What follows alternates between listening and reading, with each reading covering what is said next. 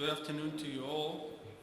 As Shlomi said, I'm going to present an antiplatelet therapy out of hospital cardiac arrest, a fascinating case which may raise some concerns on how should we treat these patients, what's the optimal treatment with the new or the old antiplatelet therapy.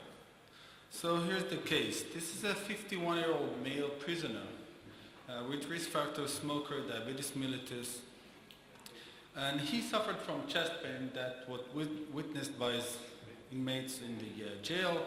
So he had cardiac arrest in the prison cell a few minutes before the paramedics arrived, and bystander PCR started immediately, and the paramedics arrived to the scene. VF was detected in the monitor by the paramedics, and CPR for about 20 to 30 minutes was initiated, and a few shocks were delivered by the defibrillator. And CPR also continued in hospital. So this is his first ECG on scene. You see it starts from the defibrillator, and after with the VF, and after 30 to 40 minutes later, when he arrived to the hospital, we saw that on the ECG. You see here, the anterior leads, ST elevation clearly in the anterior leads. So what we saw is a STEMI with anterior wall with return of spontaneous circulation. And so what should we do next? So the guidelines actually say to us, which is very clearly that, and I quote, patient with ST segment elevation on the post-resuscitation ECG should undergo immediate coronary angiography. So this is his angio. So this is the right coronary. You see some stenosis here. You run it again. Over here. And this is second look. Another one from the right coronary. On the left system.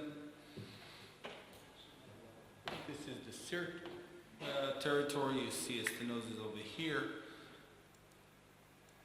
And on his LAD, which was the culprit, you see here, critical stenosis just over here.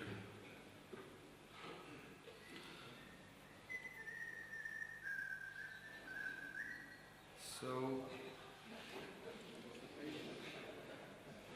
we perform PCI on the LAD.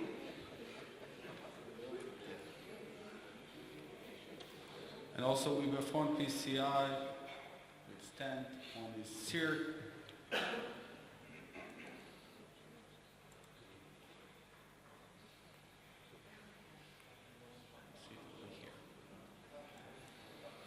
So the question for the panel, probably also for the audience, what would be the best antiplatelet therapy in out-of-hospital cardiac arrest patient?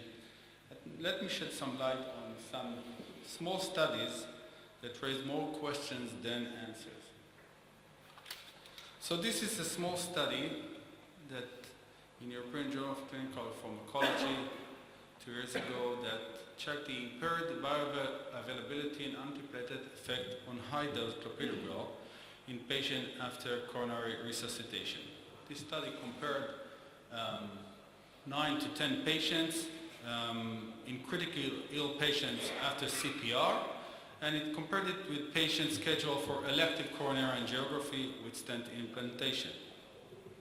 So eventually, after receiving getting medications, or it was clopidogrel here, all patients in the control group reached clinically relevant inhibition of thrombocyte ADP receptor after 24 hours, compared with only 2, and here the level was 50%, only 2 were above the 50% graph for that.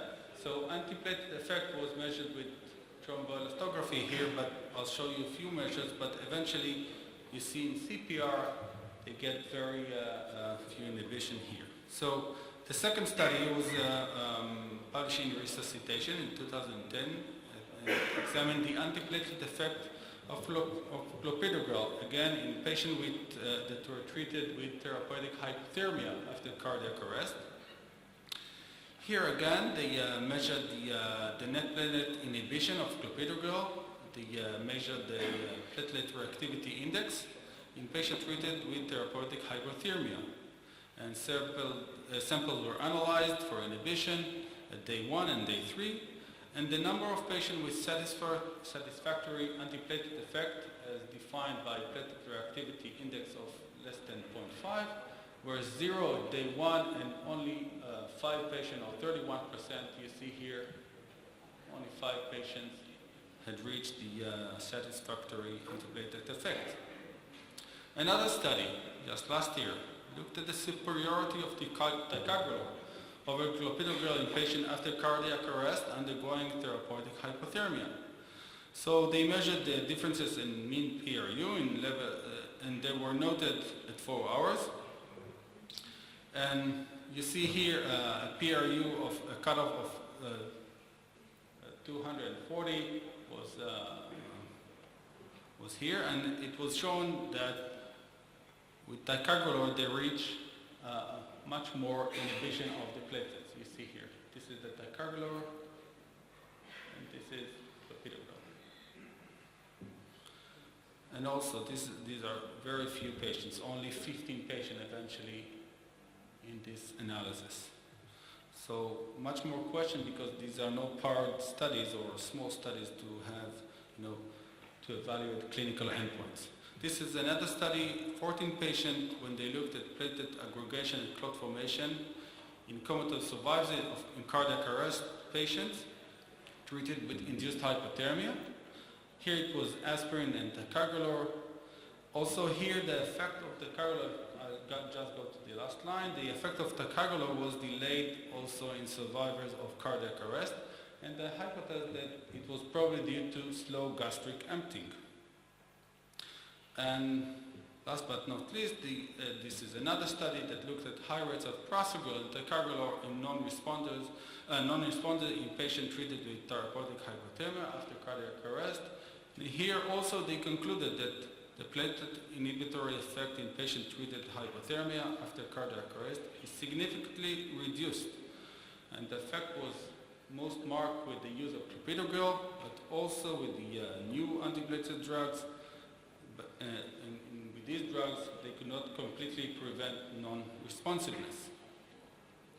So there are some potential explanations for the reduction in antiplatelet efficacy in therapeutic hypothermia.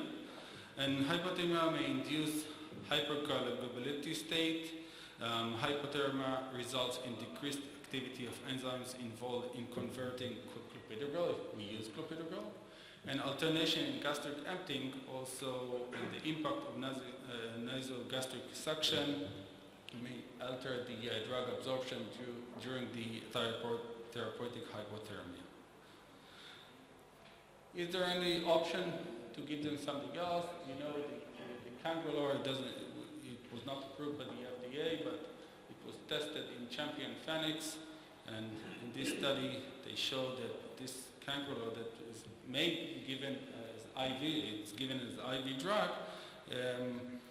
If you see here the Kaplan-Meier curve for the primary efficacy, it actually achieved the goal of the study, but again the FDA did not approve this drug due to flaws in this study and other studies of ticagrelor.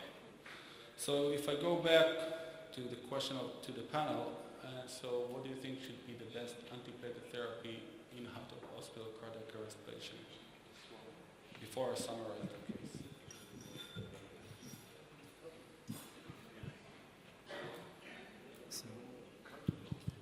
Can you hear me? So it's a tough question, a tough issue, obviously. I think there are a few major or important points here to discuss. The first is the fact that, as you've shown very nicely, if the effect of all three drugs is delayed in regular STEMI, it's much more delayed in patients who undergo hyperthermia or resuscitation, probably also shock. The patient received an intraarticular balloon pump, I saw. So one, you have to deal with the long delay in the onset of the drugs, which probably exposes the patient to a risk of stent thrombosis. They receive two stents in major vessels. And as we know, in STEMI, the risk of stent thrombosis is even higher. all kinds of reasons, possibly underestimation of the size of the vessels, the platelet hyperactivity, etc. The second thing that you'd like to assess is what's the risk of bleeding for this patient. One may even consider doing a CT of the head if the patient is comatose or something like that in order to rule out. He had CT before, just before entering the cath lab. And it's clean. So if the CT of the head is fine and there's no major bleeding issues, I think it's obvious that we'd like to give him a potent antiplatelet drug, probably Prasugrel or Ticagro or fine in my opinion, and bridge at least the first 24 hours to B3A inhibitors since you don't have cannula would be an excellent option, but as you've said, it's not on the shelf right now, not even approved. So I would probably consider bridging the first hours with 2 B3As and then Prasugrel. What about 2 B3A antagonists? You know, whether you should give them IV or intercoronary? I'd opt for IV probably. I mean, there were a few studies about intercoronary versus IV, but most of them with Absiximab, and they did show an advantage. We don't have Absiximab readily available. I'm not sure about them. I think most cath labs in Israel. There's a small study with eptifibatide also, but it's more tricky to give it. You have to dilute it there. I think IV would be fine in my opinion.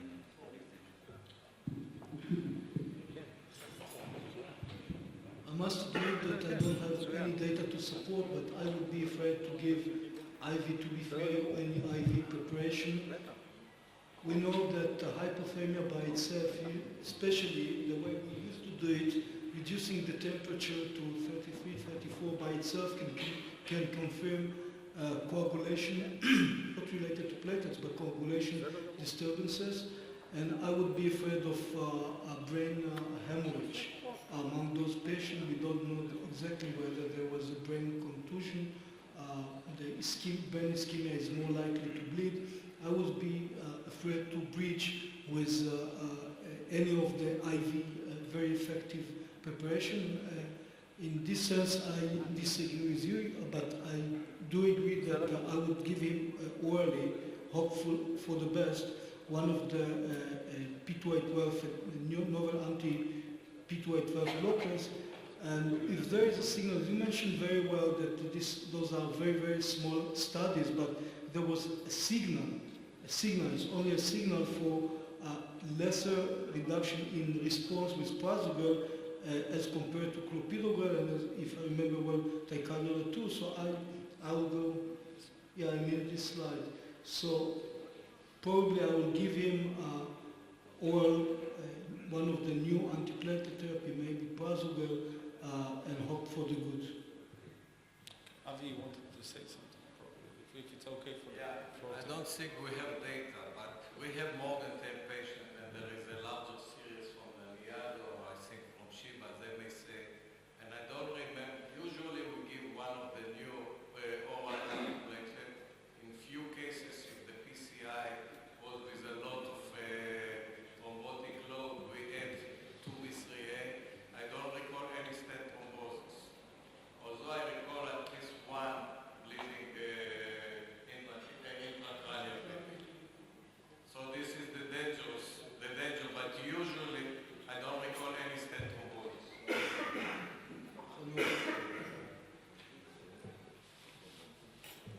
I'm not sure that during hypothermia, when the patient is on a muscular relaxant, any oral agent can be absorbed. If it is, you don't know how much of it is absorbed. So if something, only IV. So you would give him 2B3A, Hanoch. Would you give him 2B3A antagonist? You are in charge now. I can still ask you questions.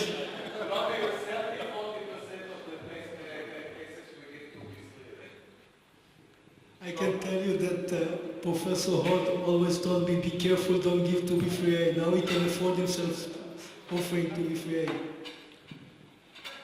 It suggests to me we don't do it, but I think you and Shiva have done it in the past at least, is use at least aspirin IV. This is relatively easy to do, and as Konok said, maybe even our aspirin doesn't get anyone.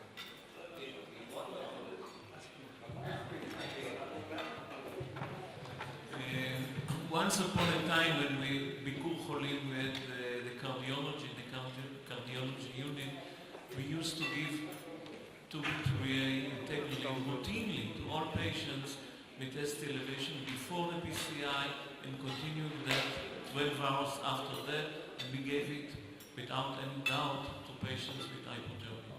Yes, but we're dealing here with this is the subject. We're dealing with a very specific scenario of patient post-resuscitation, sedated, unconscious, hypothermia. Okay. Just 1 second, Andre. There's a beautiful picture. I couldn't find it, but I saw it in one of the meetings of a patient with hypothermia that underwent cath. We gave him by NG tube clopidogrel, and you see in fluoro 3 pills of clopidogrel in the stomach, completely whole for the whole duration of the cath. Nothing is absorbed. Yep. In unconscious patients, we usually give the drugs crushed. And this is completely not standardized. So there are some data that on clopidogrel, the crushed clopidogrel is absorbed faster and acts faster than the tablets. So the question is if the companies should not prepare standardized crushed drug for the use in unconscious patients. So, to summarize the case, and one thing that that changed recently is the goal of the temperature. So maybe the hypothermia itself, we used to reach a goal of 32 to 33. Now we can, less potential. We can cool them down to 36, something like that. So just not, to elevate the temperature. So it may, get some influence on the absorption of drugs. But back to the case, what we gave him is heparin, we gave him 2B3A, we gave him prasugrel and aspirin through the nasogastric tube. We had to use vasopressor, intra-aortic balloon pump, but eventually, and unfortunately, the patient died a few hours later. We don't know why, we didn't do PM, but it was devastated and he was dead. So this is it, this is the case. More questions than answers. Thank you very much.